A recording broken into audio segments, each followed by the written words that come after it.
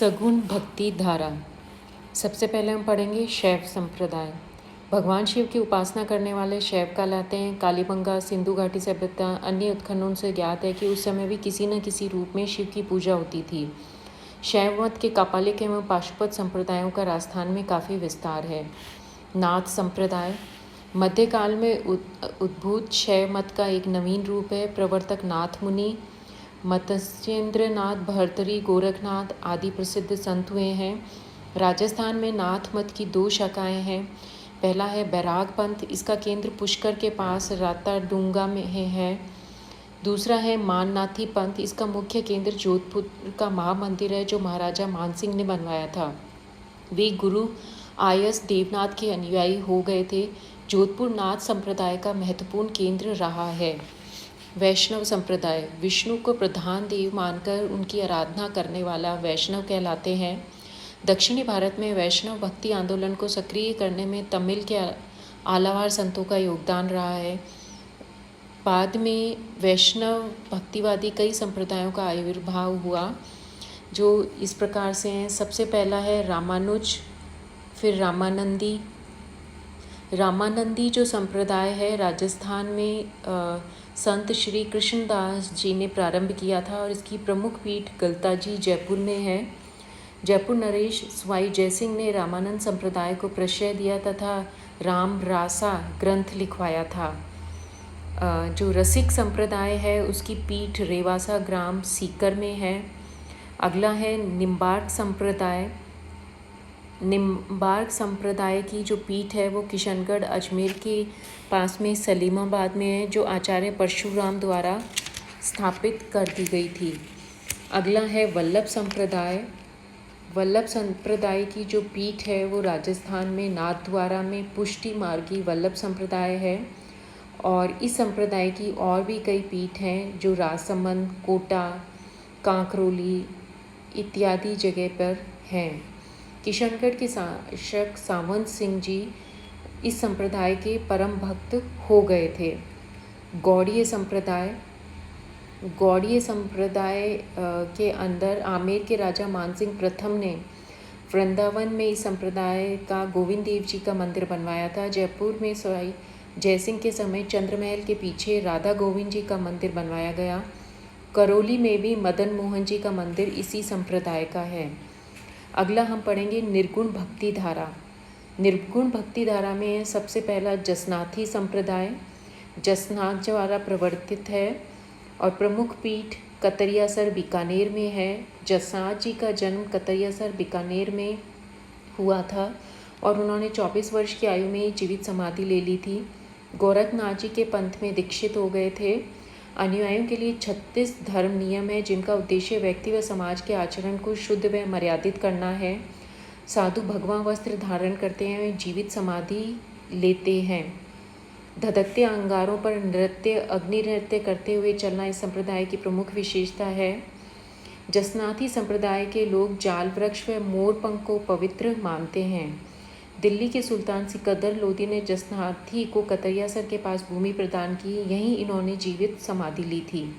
विष्णोई संप्रदाय। इनके प्रवर्तक जम्भोजी हैं। इनका जन्म पीपासर में भाद्रपद कृष्णा अष्टमी को हुआ था। इनकी मृत्यु मुकाम तालवा नोखा बीकानेर में हुई और इनका जो प्रमुख कार्यस्थल है वो संभराथल बीकानेर में है। जंब सागर, जंब संहिता, विष्णोई धर्म प्रकाश आदि प्रमुख ग्रंथ हैं। अनुयायियों को 29 नियमों का पालन का उपदेश, जिनमें हरे वृक्षों के काटने पर रोक, जीवों पर दया करना, नशीली वस्तुओं के सेवन पर प्रतिबंध, स्वच्छता का पालन एवं नीले वस्त्रों का त्याग आदि महत्वपूर्ण है। पर्यावरण संरक्षण हेतु प्राणों तक का बलिदान देने के लिए यह संप्रदाय प्रसिद्ध है। दादू पंथ। इसकी प्रमुख पीठ नारायणा जयपुर में है। दादू जी का जन्म अहमदाबाद में हुआ था और दादू जी की कर्मभूमि राजस्थान रही। इनके गुरु कबीर थे। दादू जी रिवाणी व दादूरा दूहा में संकलित हैं इनके उपदेश। और नारायणा में भैराना पहाड़ी पर स्थित गुफा जिसमें दादू जी ने समाधि ली थी। दादू पंथ के सत्संग अलग दरीबा कहलाते हैं। इनके प्रमुख शिष्य गरीबदास जी, मिस्कन दास जी, बखना जी, रज्जब जी, सुंदरदास जी हैं। दादू पंथी विवाह नहीं करते तथा बच्चे को गोद लेकर पंथ चलाते हैं। संत दादू को राजस्थान का कबीर कहा जाता है क्योंकि संत दादू ने भी कबीर की तरह लोक भाषा में राजस्थान में निर्गुण भक्ति आंदोलन को फैलाया था। दादू के 52 प्रमुख शिष्यों को दादू पंथ के 52 स्तंभ कहा जाता है। इन्होंने अपने स्थानों पर विभिन्न थंब स्थापित कर परंपराएं चलाई। कुछ समय बाद दादू संप्रदाय खालसा, विरक्त, उत्तरादे, खाकी, नागा आदि 5 शाखाओं में विभाजित हो गया था। इस संप्रदाय के प्रधान स्थल नारायणा में दादू के जन्मदिवस पर प्रतिवर्ष फागुन शुक्ल पंचमी से एकादशी तक मेले का आयोजन होता है। लालदासी संप्रदाय मेवाड़ क्षेत्र के मध्यकालीन संत लालदास जी द्वारा प्रवर्तित है। शेरपुर व धूली धूव गांव व लगना गांव में इनका प्रमुख स्थल है। संत लालदास जी का जन्म धूली धूव अलवर में 1540 में हुआ था। लालदास जी पंथ में हिंदू मुस्लिम एकता, दृढ़ चरित्र व नैतिकता की प्रगति तथा पुरुषार्थ पर बल दिया गया है। अलवर व भरतपुर के मेव जाति के लोग इनके अनुयायी हैं। चरणदासी पंथ संत चरणदास जी द्वारा प्रवर्तित है। इनकी प्रमुख पीठ दिल्ली में है। संप्रदाय के इनके 42 नियम हैं। संत चरणदास जी का जन्म डेहरा अलवर में हुआ था। इन्होंने नादिर शाह के आक्रमण की भविष्यवाणी की थी। यह पंथ सगुण और निर्गुण भक्ति मार्ग का मिश्रण है। इनमें गुरु के सानिध्य को अत्यधिक महत्व दिया जाता है। राम स्नेही संप्रदाय राजस्थान में राम स्नेही संप्रदाय का प्रवर्तन श्री रामचरण दास जी ने किया था। इनकी राजस्थान में 4 प्रमुख पीठें हैं।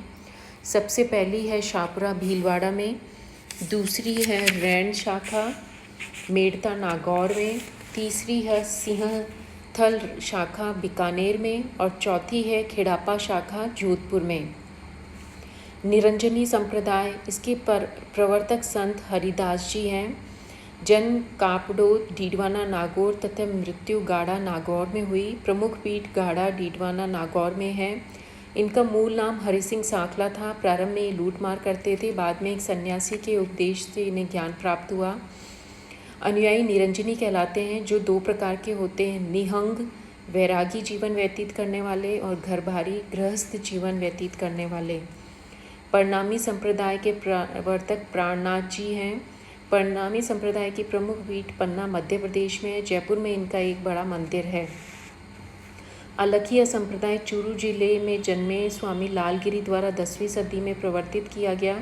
इनकी प्रमुख पीठ बीकानेर में है। उसके बाद में है राजाराम संप्रदाय। ये संत राजाराम ने प्रवर्तक हैं इसके। हरे वृक्षों को नहीं काटना व अधिकाधिक वृक्षारोपण करना तथा मानवता व मातृभाव का संदेश देना है। और अन्य जो संत हैं वो हैं संत पीपा, जिनका जन्म गागरौन नरेश कड़ावा राव खींची के यहाँ हुआ था। इनका जन्म का नाम प्रताप सिंह था। संत रामानंद जी से इन्होंने दीक्षा ली थी।